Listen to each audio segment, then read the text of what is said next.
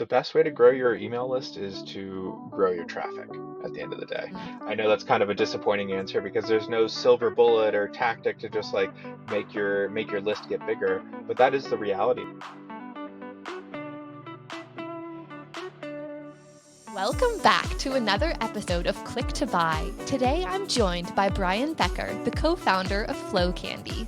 FlowCandy, if you haven't heard of it, is a lifecycle marketing agency that specializes in Klaviyo for e-commerce brands. So my guest Brian knows a thing or two about what it takes to drive email marketing success.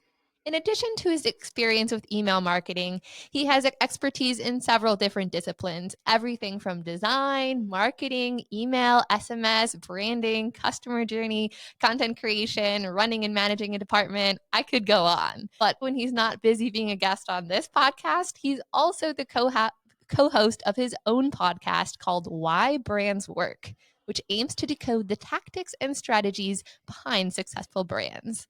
Well, based on that bio, I'm sure you can understand why I thought he would be the perfect guest to have on today, spilling the best kept secrets behind building powerful email campaigns. Brian, thank you so much for being my guest today here on Click to Buy. So happy to have you. Thanks for having me, Becca. I'm really excited. Well, before we dive in, I just have to know more about obviously you've run this business and you have so many different hats that you've worn, but I'm really curious what inspired you to start Flow Candy, and is there anything any story behind the name? That's a great question. Unfortunately, there's not a super exciting, crazy story behind the name.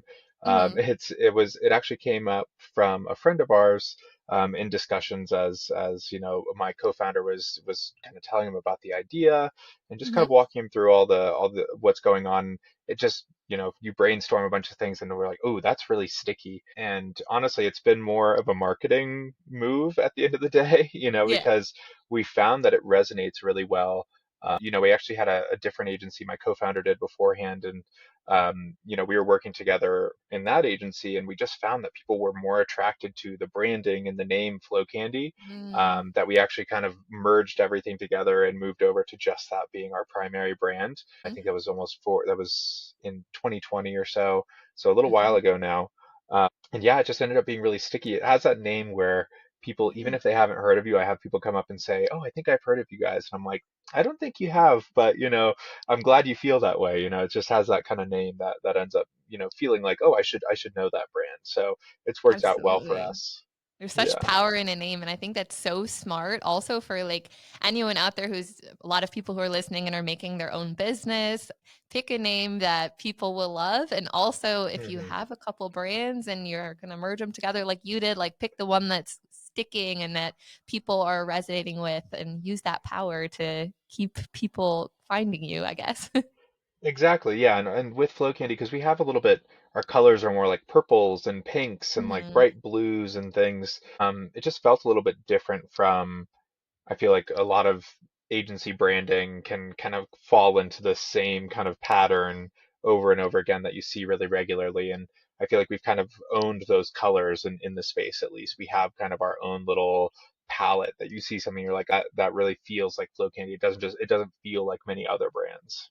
Absolutely. That differentiation is definitely hmm key for all parts of the e-commerce funnel, but Yeah, for sure when building a brand. Well, super absolutely. cool. I'm so eager to get some of your email tips for our listeners.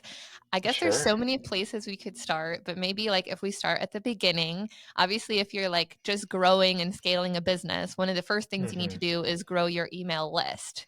So I was wondering hmm if you have any tips for people that have maybe just started their Shopify business on how they could go about doing that. Yeah, so the best way to grow your email list is to grow your traffic at the end of the day. Mm. I know that's kind of a disappointing answer because there's no silver bullet or tactic to just like make your list get bigger, but that is the reality is that I talk to customers all the time Mhm. and we'll be having a conversation. They're like, "Oh, I think I want to work with you guys to build out our flows and all these kind of things." And sometimes I'll say to them, I'm like, "Well, I want to see you driving traffic to your site first, and I want to see that being quality traffic. Everyone's Mhm. looking for that silver bullet of maybe like a giveaway or, some sort of reward behind getting someone to sign up and things like that. But the reality is giveaways and these kind of not necessarily scammy tactics, because there's nothing scammy about a giveaway, but these kind of little things that are kind of hacks. The reality is they really end up producing kind of lower quality leads.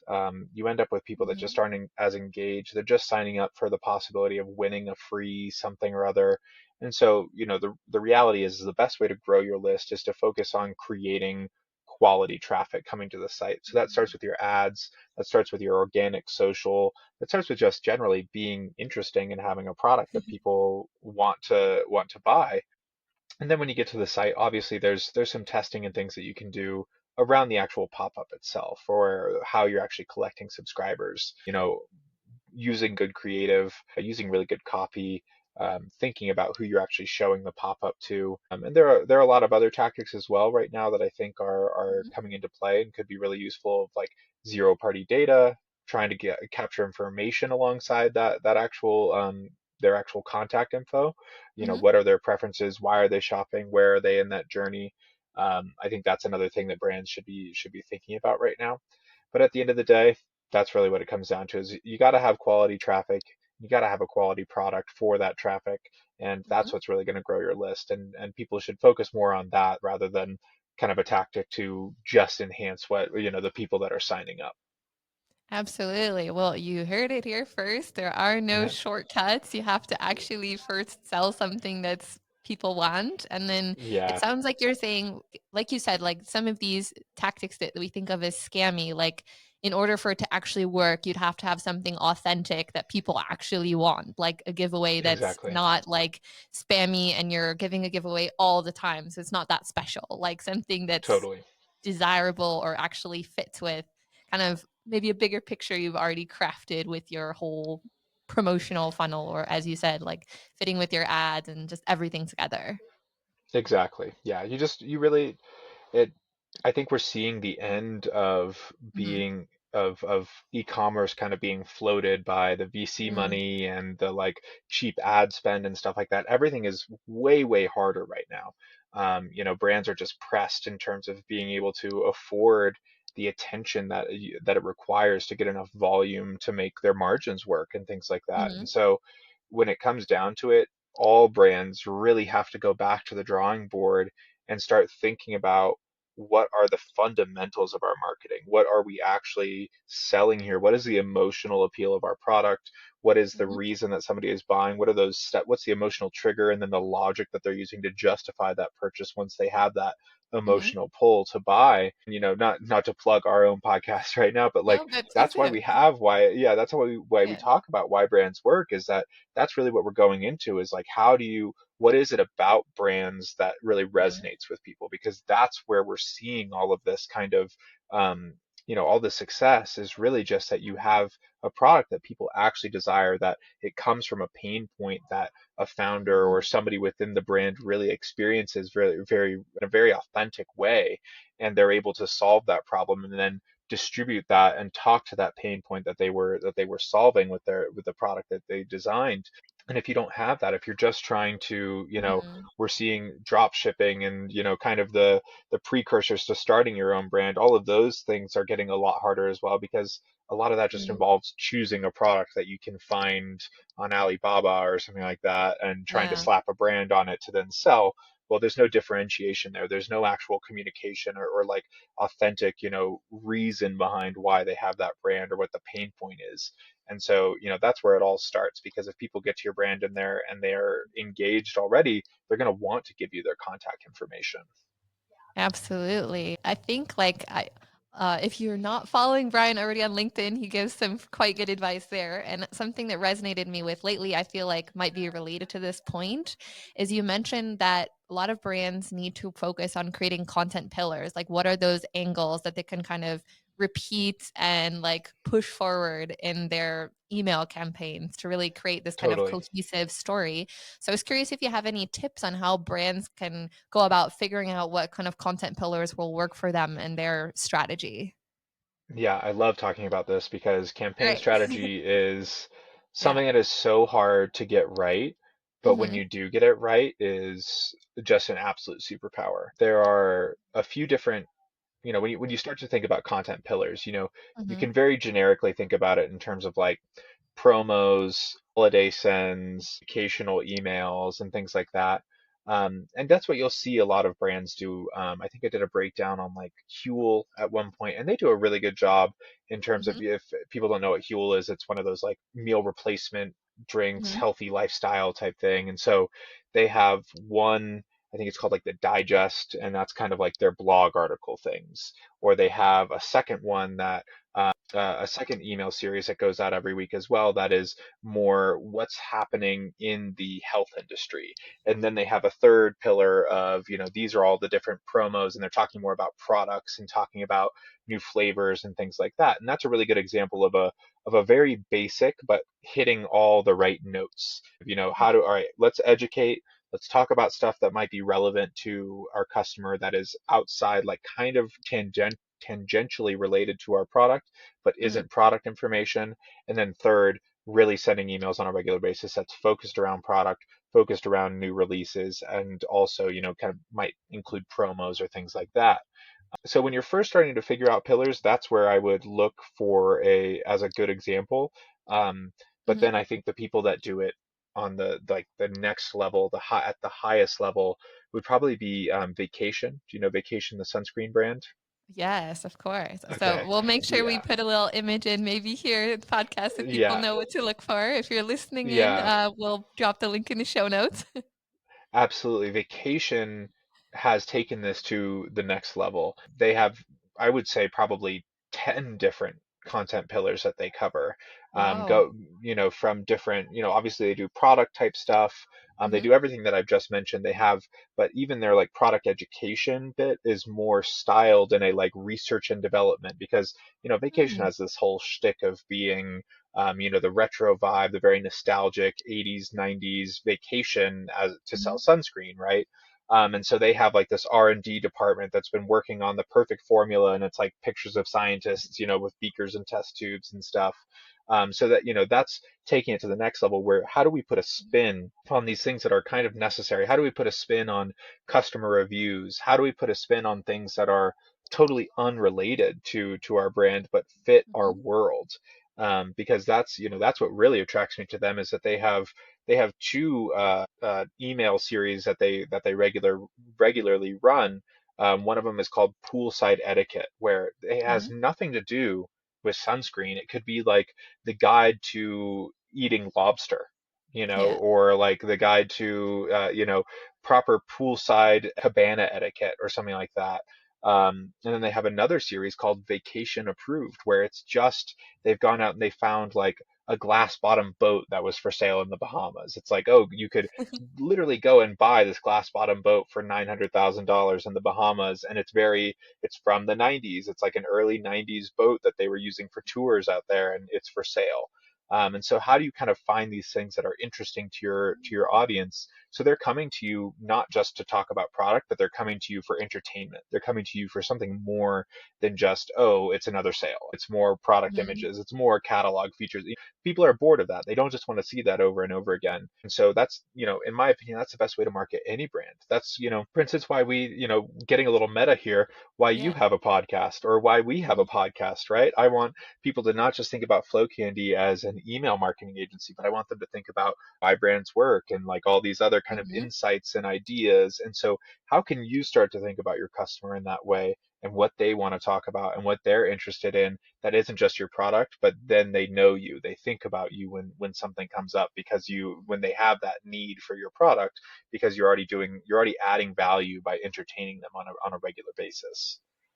100%. I think what you said there, I think should really resonate with like a lot of brands. You have to figure out like what do you want people to come to your brand for? Like why are they thinking of you and what are they associating with your brand? And like you said, obviously you need to have those pillars that are more related to your product specifically, but it's really cool to have an example like Vacation where they figured out kind of those things that still could be related to their brand that might be interesting or unique. Like why are people going to continue to read your emails even if it's not Hmm. like directly related to your product? Because they're like, I'm gonna have this like really cool inspiration every week on stuff that I don't know, like I could see this boat which is interesting or Yeah. whatnot.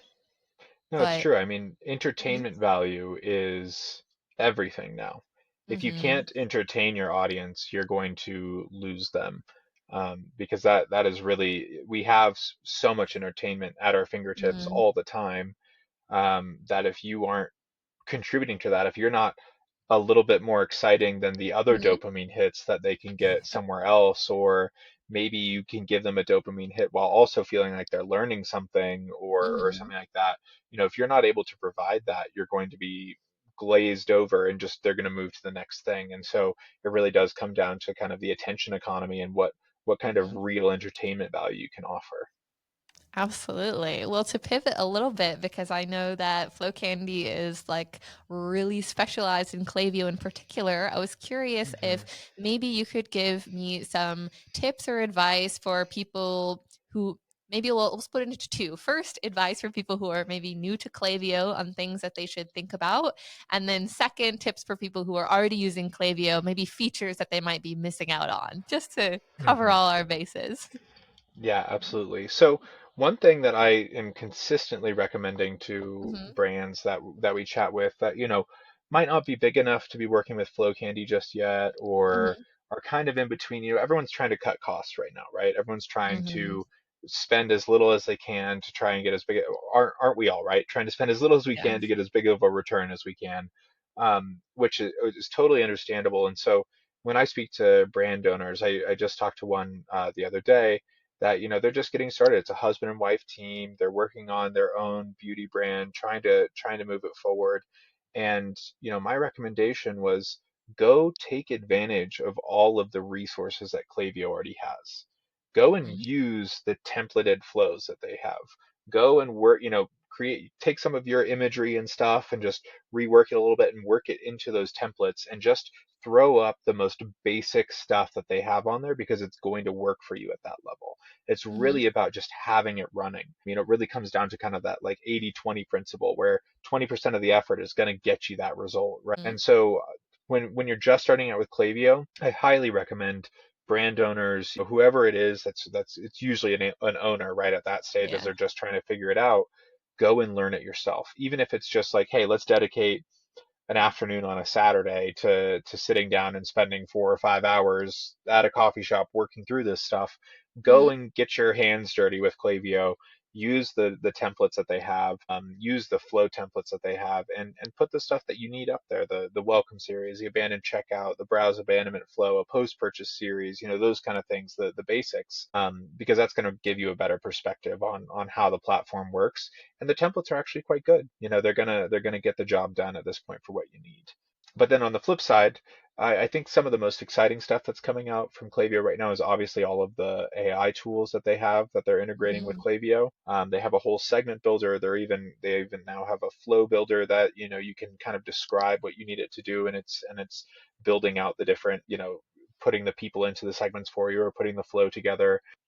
And there's even going to be like a design aspect to it too, where it's generating blocks and images and things.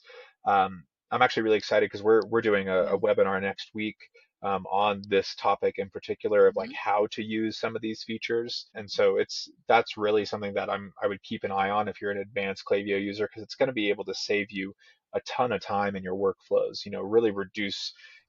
We've been talking about it with the segment builder as we go through and we're building all these engaged segments or different groups of buyers and things like that we're trying to identify. And instead of going over and just like doing all the things over and over again, you can now actually just clone segments between different things, but you can also get a mhm. good baseline by telling the Klaviyo AI exactly what you want that segment and then go and then kind of refining it, instead of having to do everything from scratch. Absolutely. Well, thanks for kind of peeling back the curtain a little bit for those who aren't in the Klaviyo loop on where they can start and also if they're already using Klaviyo, maybe what's to come. I'm sure by the time this podcast is live, the webinar will have aired. So we'll have to That's add true. this in our little blog recap. So that way everyone Yeah. who wants the even deeper deep dive into Klaviyo can check that out. Yeah, I guess like absolutely. especially knowing that you're so in the loop, obviously, since you're giving advice to people with Klaviyo, if you had to like maybe make a prediction for the next year, maybe something that a brand could do today that you think would have like the biggest payoff a year from now with like their email strategy or with Klaviyo, like what would you recommend? If you could only recommend one thing. Interesting.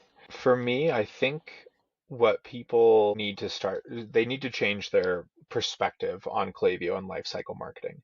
Mm-hmm. So many brands that I talk to think about it as a like when we have time or a very like Mm-hmm. ad hoc approach to email and SMS and Klaviyo and I saw a stat the other day that retention marketers are paid a quarter of what typically product marketers are paid, which goes to show you the how the industry views retention and life cycle. And so when you have that lack of focus on an area like this, it just ends up not being nearly as effective as it could be. And so if there's one thing I would recommend, it's actually documenting a strategy. What are we actually doing here? Why are Yeah. people, where are they coming in? What's happening once they come in? What's happening once they make a purchase? What are all of these? We have a process we call journey mapping where Mm-hmm. every single entry point goes to every single initial pre-purchase flow that moves them through to a post-purchase series that then moves them through all the post-purchase flows we have. And so we know for every brand exactly where customers are moving through that journey. Mm-hmm. And if you don't know that, if you aren't targeting and being conscious of how you're actually, moving people through the funnel, then you're never going to be able to improve or work on it or treat it as an actual department in your business. And so that's kind of one of the biggest mistakes, honestly, that I see people making is just undervaluing how effective it can be to just kind of step back, get a 50,000-foot view, and actually document what the purpose of your strategy is.